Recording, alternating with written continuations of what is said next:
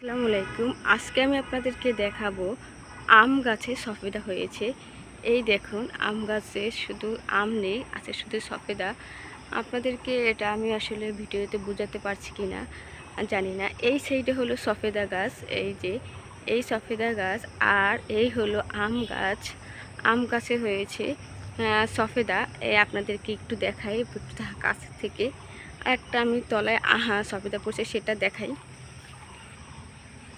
এই যে এটা কি আসলে আম নাকি সফেদা, আপনারা কি বলেন?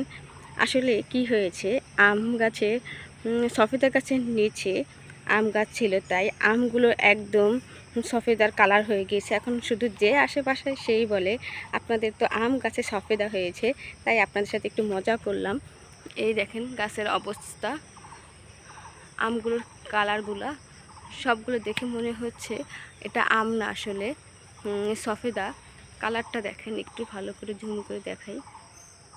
সবগুলোর কালার কিন্তু একদম সেম। এরকমের আপনারা আম কখনো দেখেছেন কিনা অবশ্যই আমাকে কমেন্ট করে জানাবেন। আল্লাহ হাফেজ।